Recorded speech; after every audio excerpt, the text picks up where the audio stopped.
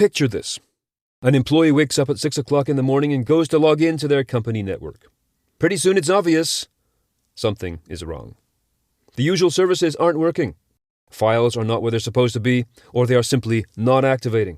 Or worse, there's a splash screen with a skull image and the words that every IT person and manager hopes they will never have to see. Your files have been encrypted and locked. A cyber attack is not pretty. This is a time for making decisions and taking action under great pressure and amid enormous fear. In pulling this all together, there is one person that you must never forget to call. This person's number should already be on your emergency contact list right at the top. This person needs to be at your side right now. This person is your breach coach. I'm Steve Prentice, and this is the Thales Security Sessions podcast.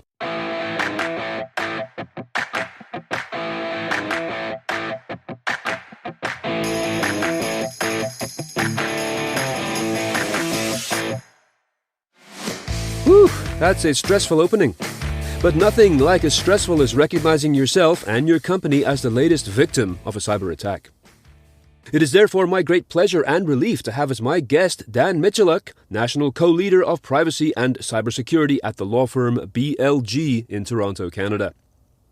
Dan, welcome to the Thales Security Sessions podcast. Thanks, Steve. It's nice to be here today. The whole notion of a breach coach. This is a new thing for a lot of people. I mean, we're all painfully familiar with the idea of cybersecurity, of data breaches, and of ransomware, and many organizations have worked hard to prepare for such an eventuality. But the idea of having somebody on staff or on retainer who is specifically prepared for this process is a fascinating thing. So let's start with a case study, Dan. Can you share an example of a high-stakes breach that you have worked on and what lessons were learned by you and by your clients from this?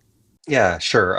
It's public knowledge and fairly widely known that the team that I co-lead was supported Toronto Public Library in its cyber attack. That was a cyber attack that I believe came to the library's attention in the latter half of 2023 and then took well into 2024 to resolve.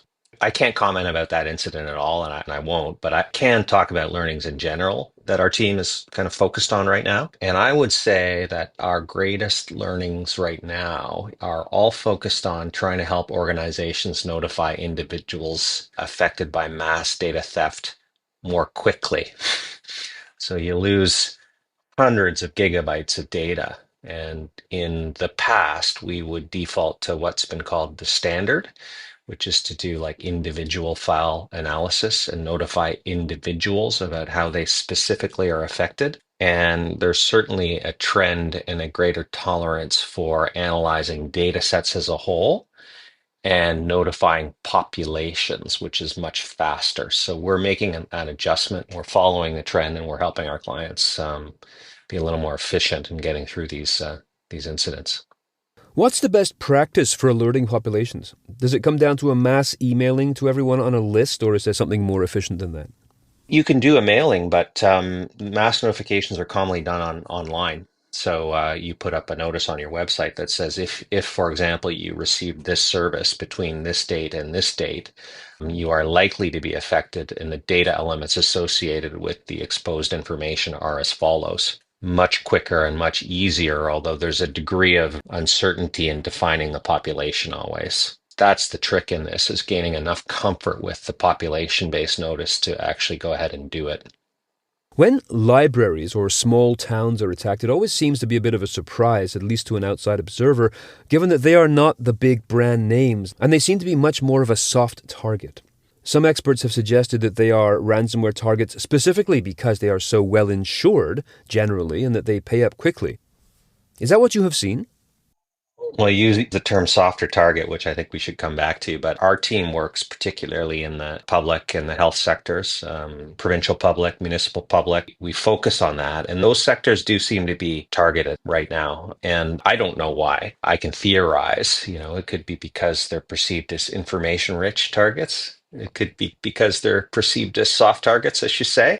I'm not really sure if they are perceived to pay or not. I can't really, in our own experience, draw a distinction between public sector entities and private sector entities, frankly. In fact, they might even pay less. But I'm really not sure about that, Steve. Well, whether a soft target or a more prominent one, the idea of a breach coach seems to be a must have, and now, Dan, you yourself are one. Who in the professional world is most qualified to fill this role? Yeah, so I am a breach coach and I work with a team of lawyers who are breach coaches too. The role is generally assigned to external legal counsel now. And it's a position that's really been fostered by the cyber insurers who vet external lawyers for their qualities and capabilities and put them on breach coach panels. So if you have cyber insurance, you want to check with your insurer as to what lawyers are on your breach coach panel and take a look at who you'd prefer to work with on those panels. And in this role, what exactly do you do? I think I like the term coach, but I don't like the word breach, let me say. I try to avoid it, but we're lawyers first and legal advisors first and foremost. But it's a very practical form of legal advice. We're not writing a lot of long form opinions in the midst of a crisis, right? Our advice is really geared to process and helping clients anticipate and helping them follow best practice so they can best mitigate their legal risks and the other associated risks, so reputational risks and so on and so forth. The key value is in doing incident after incident after incident and allowing clients to anticipate and make decisions in light of better foresight, I would say. So, as an anticipatory activity, are you on call or on retainer long before an event were to happen? I mean, most people don't like to think about disastrous events happening to them, so I can imagine there's a good deal of procrastination in taking on a breach coach along with the expense of your services. So, do you get called in kind of like the Navy SEALs team after a cyber attack has already occurred? Organizations are getting better. They should all be finding lawyers who they like in advance, and we're certainly doing that and building relationships with clients. If we do that, we give them coordinates and a protocol to contact us, and we're called in and snap to action right away. There's still maybe 40% of our engagements come from strange organizations who are being introduced to us by insurers for the very first time. The insurer will get a call from a client who hasn't done advanced work on connecting with the lawyer, and the insurers will say right off the bat, you need to contact BLG, who can act as your breach coach. And we're right into it. You know, new relationship in tough circumstances, but we do our best. When we look at that name again, breach coach, not every cyber attack is a data breach, obviously. Some of them could be ransomware or other kinds of sabotage or an advanced persistent threat actor wheedling their way in and simply lurking around and finding weaknesses inside a situation. Do you diversify your expertise or do you focus solely on data breaches? We are counsel on the cyber incident response process. So it would be a mistake for an organization to manage a cyber incident as not raising any legal concerns because data exposure isn't apparent from day one. There are all sorts of risks other than data exposure. For example, service disruption can cause all sorts of legal and other business risks that need to be thought of from day one. And deferring the matter of data exposure and treating it as a non-issue until you get to day 10, for example, usually means you haven't done the right things in advance of day 10 to set you up for day 10. So if it's a major, which is not always easy to define, but if it's a major incident, it's always best to bring in a breach coach at time zero or closely thereafter. As I was saying just a moment ago, there's a good deal of denial and procrastination in the general marketplace with regards to the type of preparation required. So before your team would ever be called upon, simply in terms of training employees and management in cybersecurity best practices, cyber hygiene, and so on, are you noticing overall that organizations of any size, and I imagine you must work with larger companies, but please correct me if I'm wrong here, especially from an executive C-suite level, that organizations are becoming more aware and more proactive about this? Or do many still consider cybersecurity response a matter of crossing that bridge when they come to it? I see organizations are becoming better. IT departments were the first to get on preparation game. They've been preparing and looking at NIST and other response frameworks for years now, maybe 5 years, let's say, for your typical IT department. And then in the past couple of years, more and more, I think boards are showing interest in response.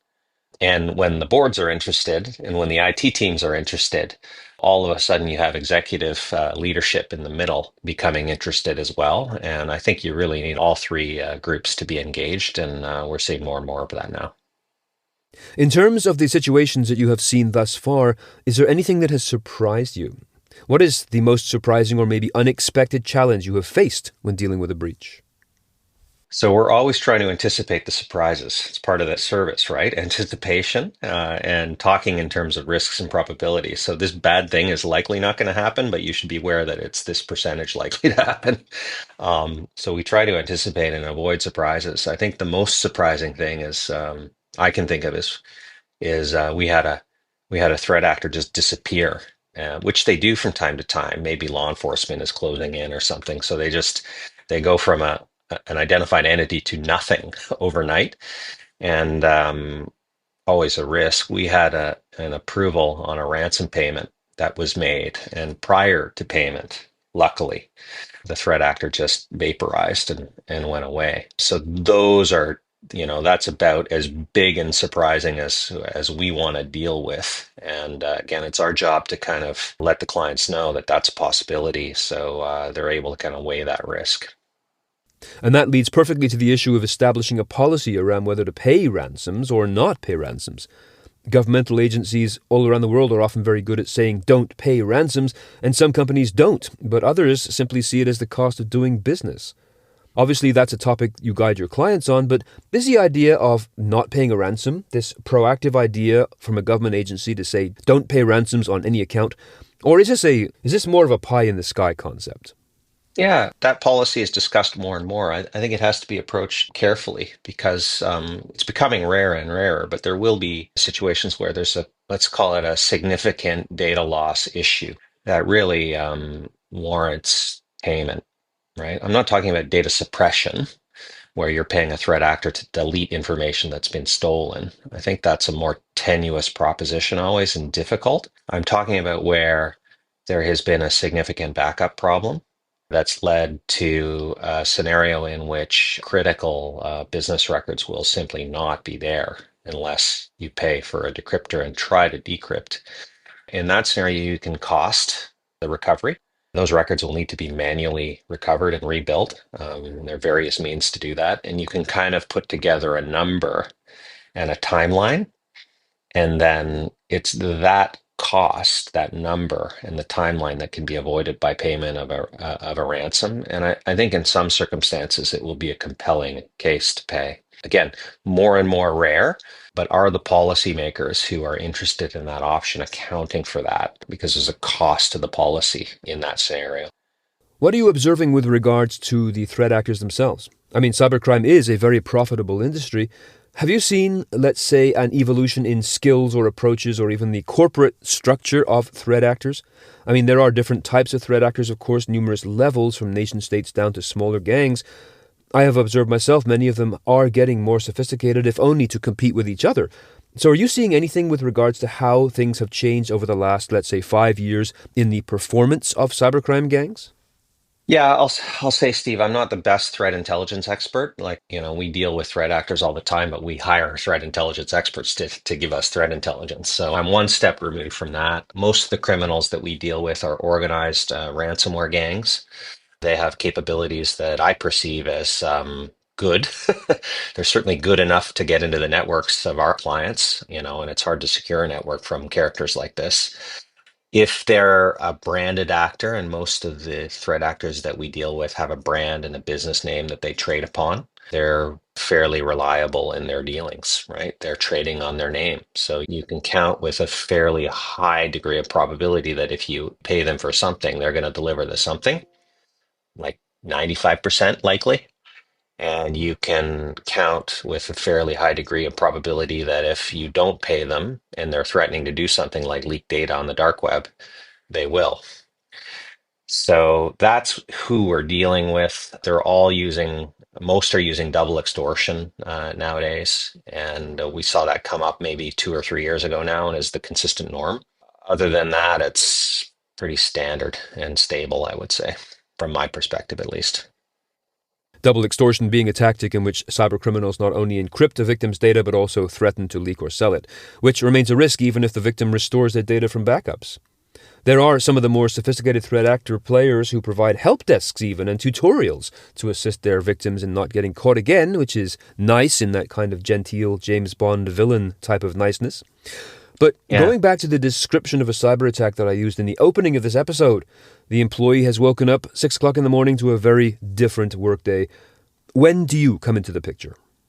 The reports that we get come in after the fact, so we usually get called mid-morning. Um, uh, and it comes mid-morning because usually somebody from IT wakes up at 6 o'clock in the morning and either tries to log in or goes in and realizes that some services aren't working, and there's a little bit of exploration done, and they find maybe a ransom note that's tucked away in the root directory of an endpoint. And that's pretty good validation. Sometimes they'll work with a managed security service provider to do a little bit of triage investigation and validate that it's the real deal. And then before they have called us, they've hopefully done a forceful containment, which means network containment.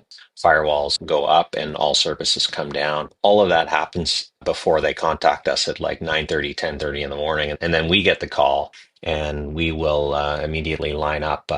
We call it an incident response technical vendor, a vendor who can both deal with forensics and deal with guidance on restoration.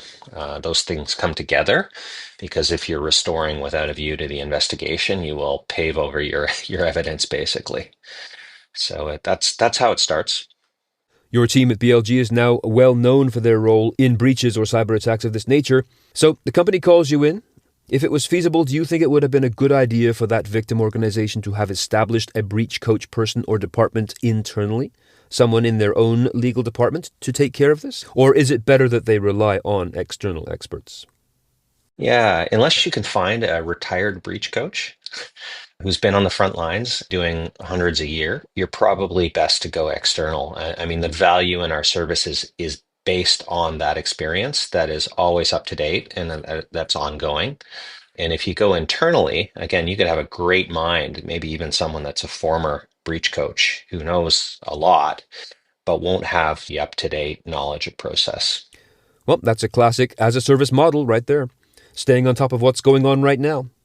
Having access to a breach coach from a law firm is then a top priority for any organization, but just to complete that line of thought, if a company doesn't call you in and doesn't bring in a breach coach at all, what kinds of dangers are they facing above and beyond the obvious of losing their data?